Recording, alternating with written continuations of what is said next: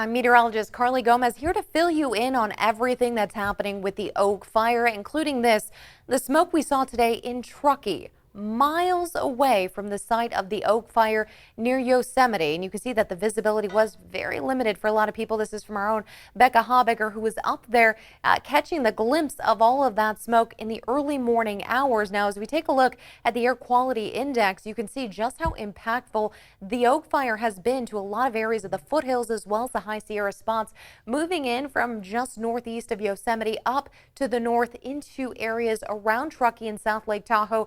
Now, as of the evening hours around 8 a.m. or so, or excuse me, 8 p.m. I should say, we have seen things at least get a little bit better. Instead of the maroon shades around Truckee, we're now seeing red. So this is unhealthy air quality still. And through the overnight hours, we will see more of this shifting wind happening where a lot of this is going to begin spreading out just a bit. Let's take a look at that.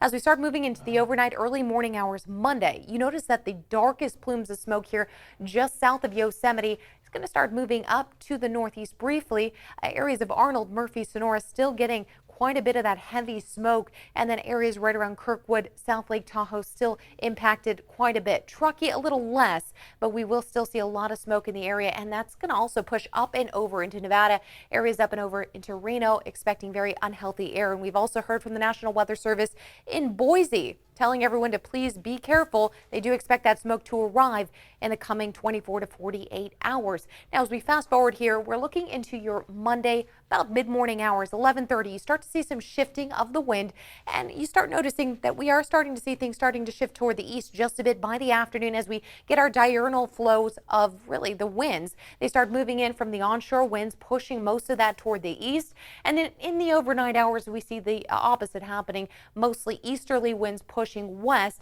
and that'll push the smoke right back down for areas around the foothill spots. So we're going to continue to get this kind of flow happening day and night as we start to see the fire continue burning. But we are getting some glimmers of hope, hearing from CAL FIRE just into the evening hours of your Sunday, that they are starting to get at least a little bit. There is no containment, but a handle on some portions of the fire, which we'll talk about in just a second. But let's also look at the winds and how they're starting to shift. We are looking at them coming in out of the southwest, and this is all due to a low pressure system offshore starting to develop that is pushing winds in, and we're mostly seeing what we see every afternoon most of the time, the Delta breeze pushing through, as well as seeing winds picking up through a lot of the valley spots from Marysville down to the San Joaquin Valley. That is starting to extend, though, for areas around Sonora and just a little further south, closer to Mariposa County. Now, as we start moving throughout the night from your Sunday into the overnight hours into Monday morning, you do see a lot of that relief there. 3-mile-per-hour winds, mostly just calm to light winds, but because of the terrain and the difficulty in that area, it's mostly starting to be driven by the topography. So the fire moving based on whether it's moving up or down, up ridges, moving much faster rather than down canyons. But as we're also taking a look here at the winds in the early morning hours, they do subside just a bit and really just hang out right around Fairfield. And we are going to see about 5 to 10 mile per hour winds still in the valley. Now, here's where we start to see major shifts happening. From Monday to Tuesday, we are going to start seeing a little bit of that moisture, monsoonal moisture from the desert southwest headed our way. That is coming in from the south and from the southwest. With the low pressure system offshore and the monsoonal moisture in the desert southwest, that kind of combine to start lifting up that moisture, bringing us some cloud coverage Monday night into Tuesday. And that's where we see shift in wind Tuesday, because we do have some chances for thunderstorms through the high Sierra spots. And though we're going to look at thunderstorm chances Tuesday afternoon, that could cause a pickup of the winds in the area near Yosemite, which could drive the fire. And on top of that, we're also going to look at some potential, slight chance at this point, for dry lightning strikes. So we're hoping that does not happen or take place with any kind of dry lightning in the area. We don't need any more fire and to give to that fuel. So of course we're really keeping our eye on that for Tuesday, the afternoon hours. But at 8 a.m. we're still seeing about 10-mile-per-hour winds through Sacramento and Elk Grove into Fairfield there, 15-mile-per-hour winds. Now pushing through, take a look at Tuesday evening, 6 p.m. This is where we see the enhancement of the winds coming in from just there offshore. But we're also starting to see a lot happening near the Yosemite area at the bottom of your screen there, and that is because we're going to start to see at least more of that monsoonal moisture pushed up into our area, and then potentially those dry thunderstorm chances. We will begin to finally see things slowing down and dying down for the Yosemite spot over there in Mariposa County as well by 11 p.m. So hopefully firefighters get a little bit of a chance to deal with all of that beforehand, and then even after the fact, hoping that nothing major happens with all of that movement in the atmosphere. Looking at some of the humidity that they're dealing with in the overnight hours, we get very minimal recovery. So in the daytime, we've been looking at anything from single digits to up to about 20% when it comes to humidity. Now, what we've been seeing for areas right around Mariposa County, we saw earlier today about 15 down to 12% relative humidity. Overnight hours only recovering to about 25%. Not good news. We hope to see further recovery, like of course we do near the Bay Area. 78% would be amazing to have that, but of course that's not the kind of conditions we deal with in the Yosemite area. So looking at still very dry conditions overnight, the fire pushing through some of the dry fuels, and then of course that's kind of making its own work there when it comes to winds pushing through the topography. All right, let's also talk about the evacuation orders and advisories that are in place. I know a lot of people online talking about this. Why is my area being at least under the advisory when it hasn't even burned yet? Why are we seeing other places and not other cities? So there's been a lot of discussion about this lately, and I can tell you, listening to the CAL FIRE briefing on where and how they're deciding to put these all in place have a lot to do with what they're witnessing in terms of long range spotting. That means any kind of ember that floats in the air, travels a mile, mile and a half, even up to 2 miles away, lands in a spot, starts burning a new fire. They have been witnessing that in the last 24 to 48 hours. Not good at all. This is the kind of fire behavior a lot of people online, firefighters, have been mentioning. In all my career, I haven't seen this far of long-range spotting, and this could be due to also the fact that the trees in this area are very high. Of course, this is the Yosemite area. Things can get dragged on for a very long while and a long length. But here's what I want to show you. The fire started right around here, and what happened is it was quickly moving south.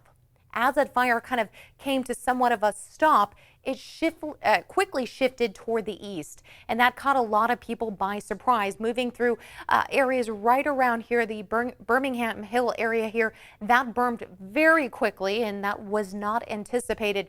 Now, they know areas around Lush Meadows. Also, people are wondering why there is an advisory in those areas, and again, this is all due to long-range spotting. Just the fact that the movement of the fire can move so quickly because it's carried by one ember miles away, and they just want to make sure that some of the larger population areas in this region are protected, they're safe, and that people can get out and nothing happens in a moment's notice. So they are saying that they're getting a better handle on it, and that they do expect to release in the next maybe day or so that there may be actual containment on this. So we're hoping to hear from that soon, and of course we'll keep you all posted. Now, as we also take a look at this, when we talk long-range spotting, this hasn't been verified as a long-range spot, but it was miles away from the actual fire itself. Caught on camera here was that Greeley Hill camera, and this is near Coulterville. This was caught on the alert wildfire cameras, and we did hear that there were planes sent to this. You can actually see them in the image here if you get a close look of that, of planes circulating around this, trying to get a stop on that quickly, because we know we obviously have other fires, much bigger fires to be dealing with at this point in time. All right, let's talk about the biggest factors in this. We all know weather plays a huge role when it comes to temperature, the humidity, the dryness of the ground in general. Do we have very dry brush, grasses, things that can burn quickly? So fuels, huge. And what they're also noticing is the trees are playing a huge impact in this as well, not only helping to spread fires, but they're moving up them quickly. We're also hearing from fire captains and officials saying they're watching trees fall in front of them. They're just happy at this point in time. They haven't seen anyone get hurt just yet, so we're hoping that also continues. So we know weather and fuel is a huge part, but the topography here, we keep talking about that.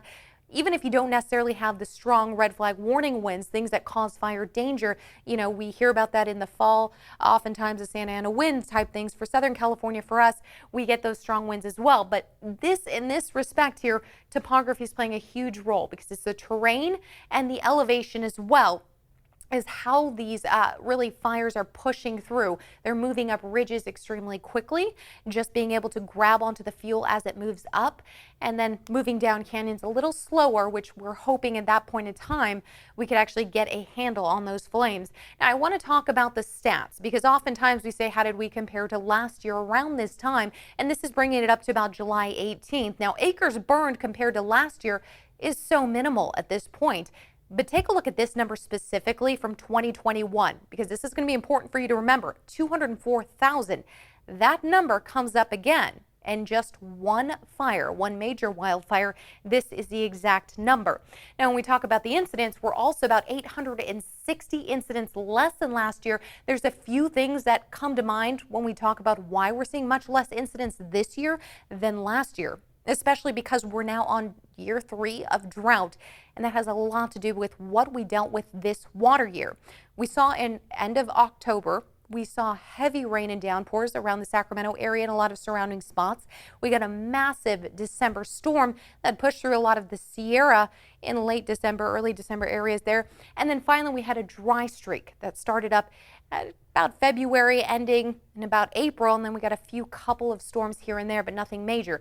But it was the start of the water year that set the tone for the rest, at least keeping a lot of the soil the moisture into the soil, I should say, for a little bit longer. We've had less incidents, so there's a few aspects that may have helped contribute to less acres burned. Of course, less fires, less acres, right? That's a huge component as well. But again, look at 204,000. This comes up again. Look at the Beckworth fire. Acres burned, 204,000. That happened on the 4th of July, 2021. This year, we did have another one on the 4th of July, the Electric fire, but only burned 4,000 acres. At this point in time, the Oak fire is now the biggest burning fire so far this year in California, but we're still not anywhere close to what we saw July 17th, the start date. For the Dixie fire, 963,000 plus acres burned. That's close to 1 million acres. Last year was just a huge year for wildfires and acres burned. We're really hoping that doesn't happen this year. We're hoping we can throw everything we can at these fires. At least CAL FIRE talking about that this year. Just huge legislation now in office when it comes to throwing resources at these fires. Okay, let's talk about the next few days. So what we're going to see Monday night as you look at 10:30 p.m. clouds start rolling in. Yes, this is from what we were talking about earlier. Moisture is starting to head in from that monsoonal flow and the low pressure drawing it in. That low pressure circulation is helping to draw in the clouds from Southern California Monday night. By Tuesday afternoon, evening, we see a band pushing through the high Sierra spots of potential thunderstorm chances. We will keep our eye on that because we do know any lightning strikes that hit dry fuel could be a huge mess and disaster, and that one fire and that one spark could be everything when it comes to saving people's lives, property, and everything that comes with wildfires and this time of year.